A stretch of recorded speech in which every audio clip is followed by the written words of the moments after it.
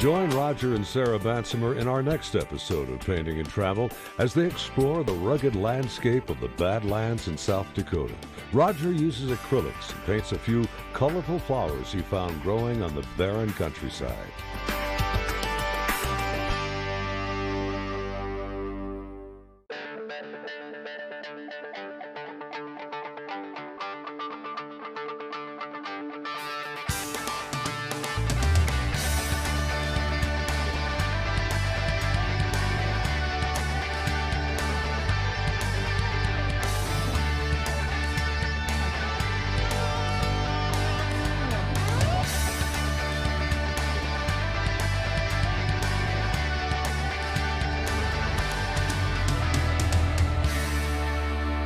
We're so happy you can join us here this morning for the drive we're going to take. It'll be about 20 miles long, and we started at Cedar Pass, South Dakota. We're going to drive through this area, the Badlands, and wind up in Wall, South Dakota. And it's just such a different look than we've ever seen before. What are you going to paint? Well, I'm going to try and paint these mountains, but in order to do that, I'll need some foreground elements. If you have something in the foreground, like a tree or a person or a big sunflower, does that also, besides being a center of interest, does it add proportionally to the painting? Does it help you figure out what you're viewing? Every painting needs to have a foreground, middle ground, and a background. And if I just have the background, the painting just won't be as interesting. I see. Well, we'll find something like that along the drive. You can see that Mother Nature has been artfully working on this scenery for millions and millions of years, carving it away with water and erosion, alternating with ages of sediment buildup. The park is a mixture of badlands formations and prairie. Weather is extreme here. Winters as cold as 40 below, getting up to 116 degrees in summer. You have to hand it to the national parks when it comes to taking a scenic drive in an inhospitable area. The good road allowed us to enjoy the desolate and fascinating landscape from our motorhome. It was very hot and dry, but exciting to know that long ago an ancient sea stretched across this area and covered what is now the Great Plains. One of the most complete fossil accumulations in North America is found in this park. The rocks and fossils preserve evidence of ancient ecosystems and give scientists clues about how early mammal species lived. Along the boardwalk, I looked at displays and felt a safe distance from any rattlesnakes, poisonous spiders, or cactus. Paleontologists have uncovered the remains of ancient three-toed horses, tiny deer-like creatures, and turtles, a saber-toothed cat, and other prehistoric animals. We spent the night in the Cedar Pass campground. It had an excellent gift shop and a great little restaurant. Badlands National Park is pet-friendly. Nick reminded me of a prairie dog walking through the grass. The picnic tables have a west-facing awning that provides evening shade. A great place to visit. Well, this is the reference photograph I'm going to use for this painting, and it fits the criteria of having a nice solid foreground, a middle ground, and then the Badlands are way in the background. So this will be sort of more of a painting about the foreground and the flowers than it will be the Badlands. And I like the looks of the subject. So I'll get started. I'm using acrylics. I have titanium white, ultramarine blue, cerulean blue, Indian yellow, cadmium yellow light, alizarin crimson, and chromium oxide green.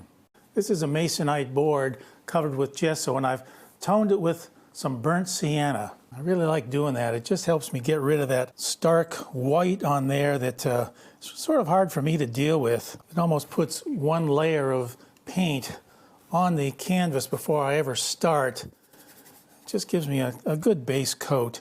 I'm picking up my ultramarine blue and Indian yellow. These are two transparent colors, as is the alizarin crimson. So this will give me a very dark color here. And I'm going to just very roughly lay in some of these dark greens in this background. I'm not going to bother to blend any of these. In fact, the more texture I can get in here, I think the better off I'll be. I have my spray bottle with me. This will help to keep my paints wet, but primarily it helps to keep my board somewhat damp, and that helps me to spread this paint around much easier and much quicker. I'm not sure I could do an acrylic painting without one of these atomizers. This is one of the most important parts of my painting kit. Now I'm laying this on fairly dark down in here, but as we go up into the distance, I may sort of thin this out. I'm not thinning the paint out, I'm just not applying it quite as thick. And that will start to give me the look of some distance in here. Now with the masonite board, the paint does soak in very fast. So this will dry in just no time at all. Now I'm putting my horizon up high, like the reference photo indicates here. But the reason I'm doing that primarily is because this is not a painting about a blue sky. This is a painting about the landscape. So I don't want to feature very much of the sky. So I'll put that horizon up high here in the picture plane. I'm picking up some alizarin crimson. These Badlands back here are very warm in color. I'm not going to define the edges of those at this point. I'm just blocking in some very large shapes. Really, it's no shape at all yet, but it is a big area.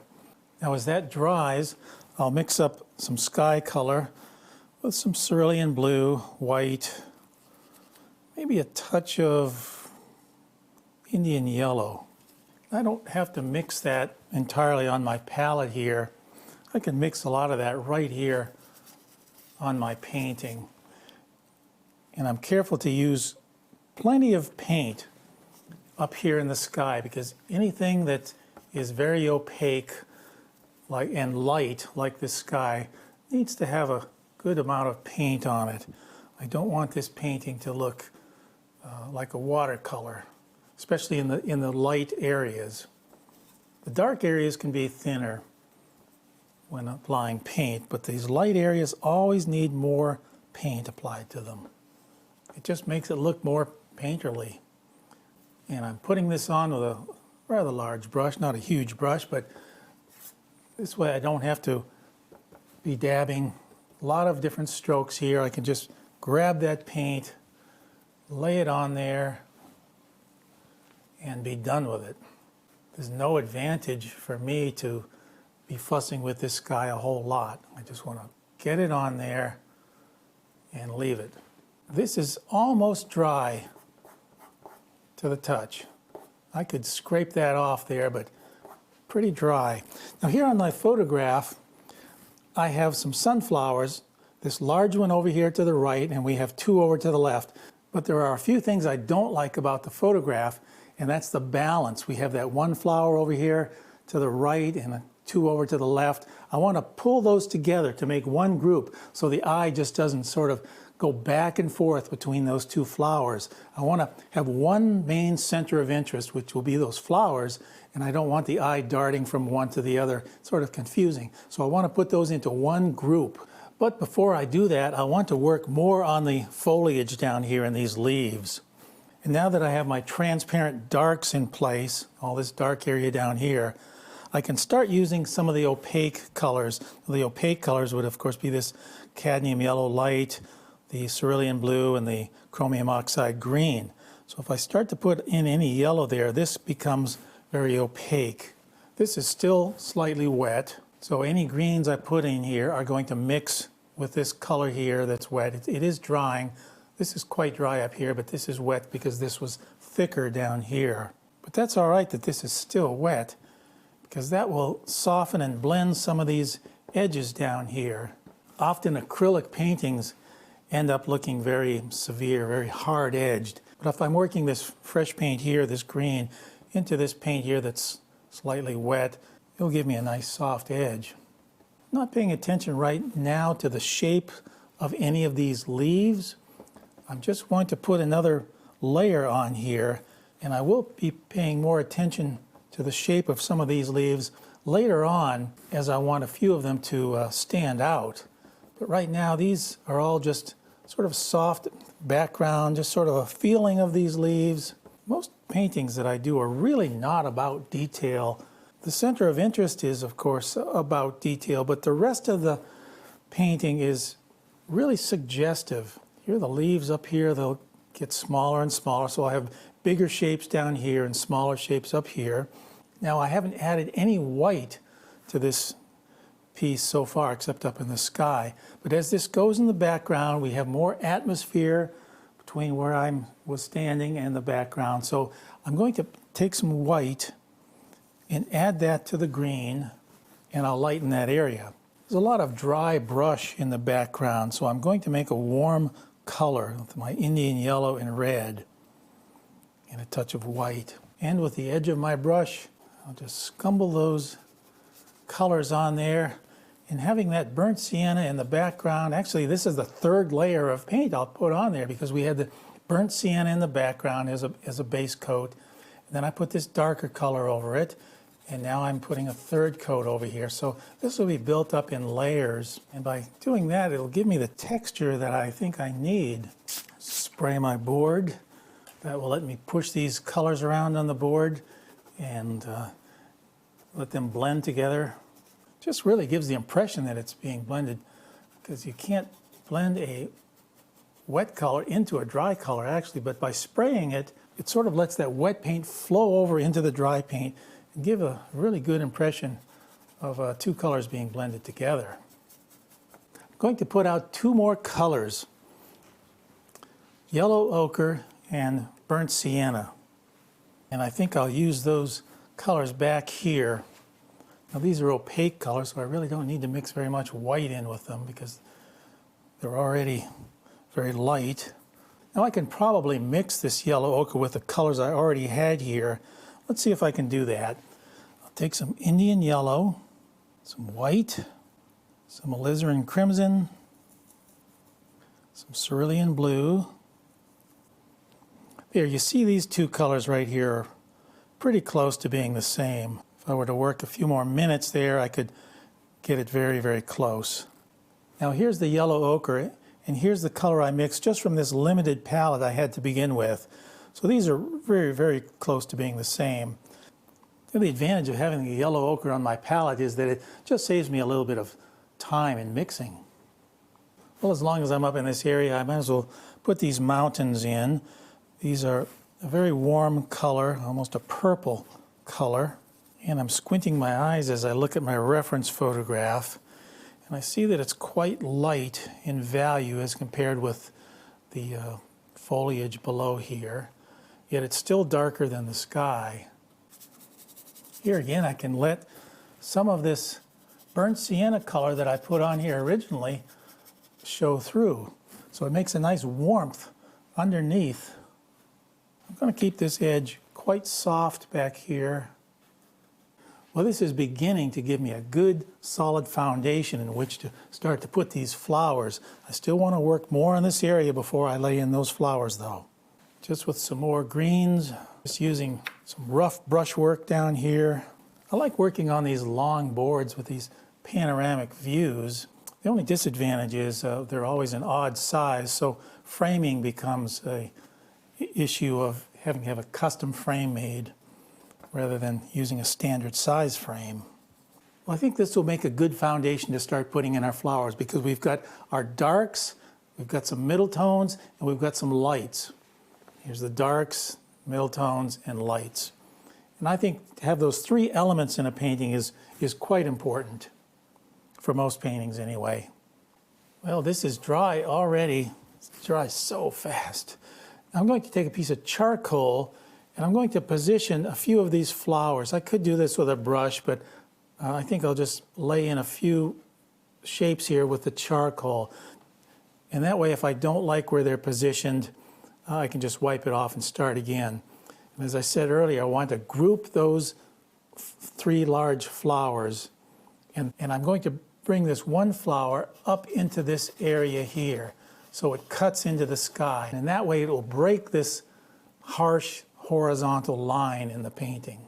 So I think there will be one flower, maybe another one down here, and you can't see that very well, and maybe a third one that's overlapping right down in here. I'm using Indian yellow here, just a touch of white, and this here again is just sort of the second level of beyond putting in that charcoal. just to give me the positioning of these three flowers. One there, and then another one right in here. Now I'll put some other flowers in here as well, but these will be the three main ones. Ultramarine blue, alizarin crimson, and a touch of my Indian yellow. That will give me a very dark color. You know, it's funny, so these are not all facing the same direction. So they're not exactly following the sun. I don't know if that was because it was kind of windy or what. Anyway, generally these would all be facing exactly the same way, but that's not the case right here. And it was early in the morning when I took this photograph, so maybe they just haven't woke up yet. Now as I'm looking at this, I think I need these flowers larger. As you can see, I haven't started to put in the petals yet. Just trying to establish the placement of these. Now what this is doing compositionally is it's giving me a very hard line right down this way, and I don't like that. So I think in order to change that, I may have to put in some of the other flowers, which I intended to do anyway, maybe up in this area, just so the eye just doesn't come down here and sort of fall off the edge of the piece. I need to bring the eye back up in this area with some other flowers, but these will be secondary to these large flowers. Now it's hard to mix a yellow that's dark because yellow is inherently light color. But I'm going to take some of my burnt sienna on here, some cerulean blue, put it in with that yellow, and that will darken that. And I'll load my brush up, and I'll start by dragging these petals out from the center. These will all be the same color here to begin with. This will be the dark center of these flowers. I'm not thinking too much about the flowers right now. I'm thinking about the overall pattern and especially the value. I want to get these flowers, I want to get this dark yellow in the center. This, I believe, will be the largest of the flowers. And it's just looking at this flower right from the side. Get a little side view of this flower. Now I can kind of feel the darkness of those flowers right now. And it's important that I put in those dark areas first before I put the lights over them. As long as I have this dark yellow here, I think I'll place in a few of the other flowers where I think they might fit well. I'm not concerning myself with the shape of these flowers. I'm just concerning myself with the placement, just to try and get a nice little pattern going here. A few of these flowers might be hidden by some leaves, and as I progress in the painting, if I paint this flower in here, I might be painting some leaves over it to hide it, or to hide parts of it. Well, now it's time to put in some light areas of the flowers with my cadmium yellow light, white, and some Indian yellow. Put in that Indian yellow because this Indian yellow is such a warm color. Cadmium yellow light is a cool yellow. And I think I'll spray my board.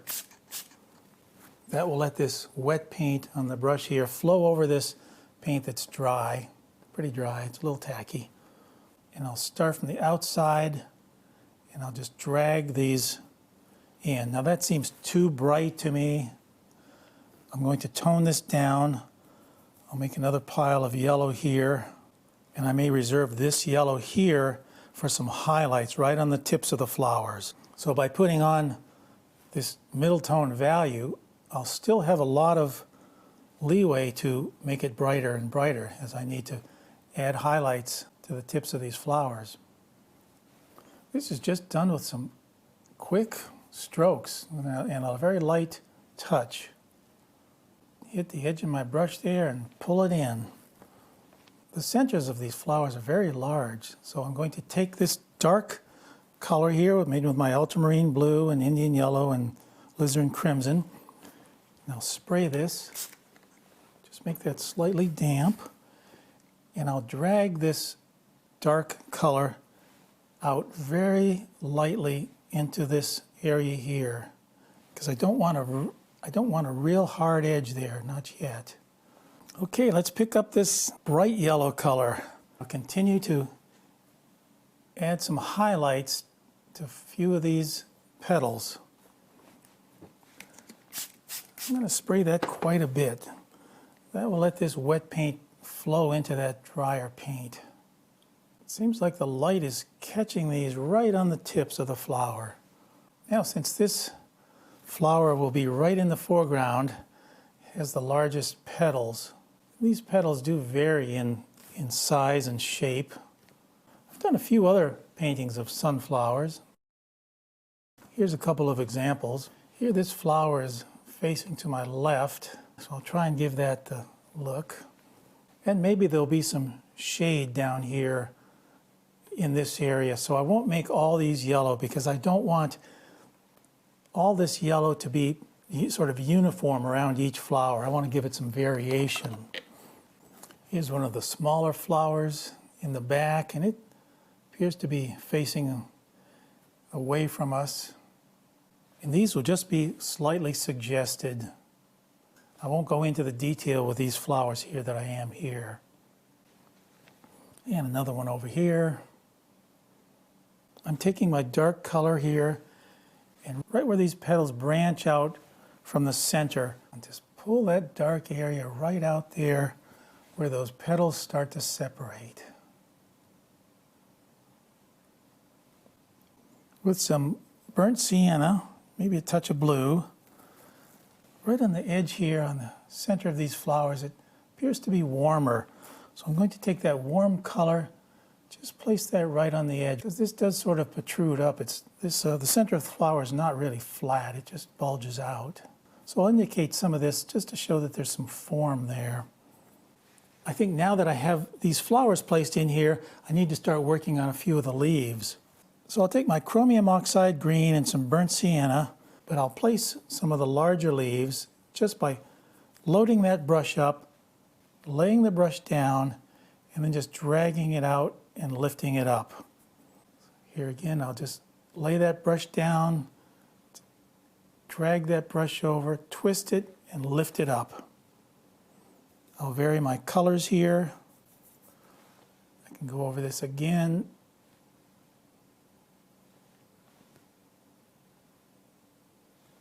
I'm still going to keep the leaves rather dark. There's another one. We'll do another very large one right here. I'll lay the brush down, take it and flip it over. And then just pull it out into a point. Here again, I'll vary my colors. I'll put some red in here. I don't want all these leaves to be the same color. I'll make some of these leaves go in different directions. Some will come down, some will come to the right, some to the left. This is very, very fast, very quick, just with a touch of the brush. These leaves back here are going to be smaller because they're slightly in the distance. So another just quick touch here and there. I'll put some highlights on these leaves right where they start to bend. I'm going to use the same brush here. It's a flat, but it has a nice chisel point on it. And I'll put in some of the stems. So I'll mix a dark color with my three primary colors here, red, yellow, and blue. Make that dark color. And it looks like the stem on this one comes right off the back. And maybe goes straight down. Just with one stroke, without hesitation, just pull that down.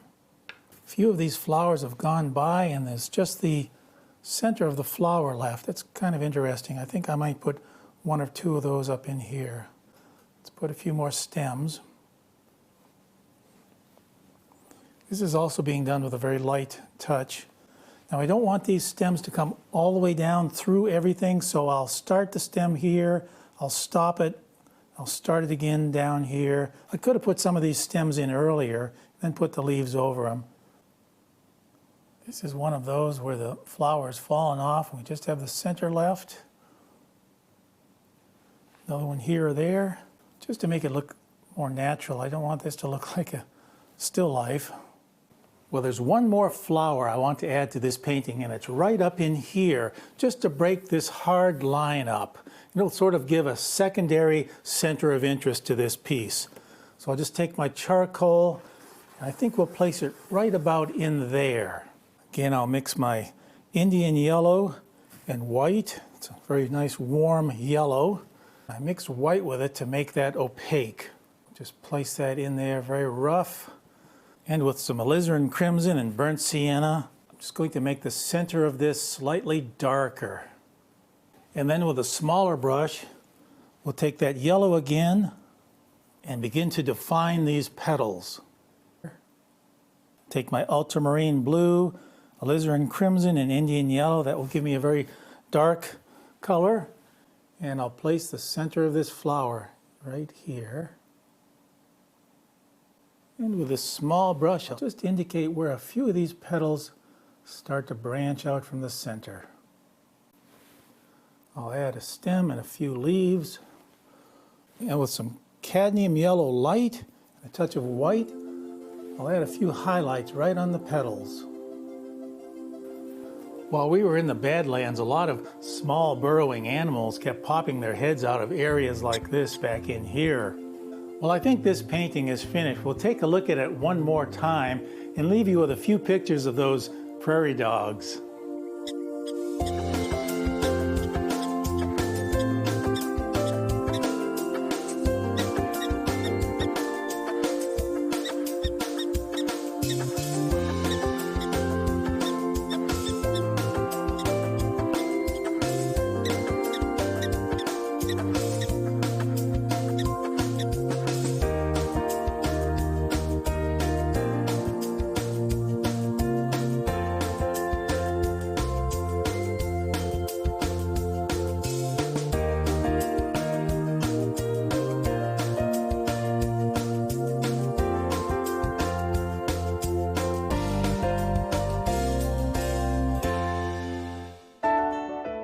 For more information about painting and travel with Roger and Sarah Bansemer, visit paintingandtravel.com.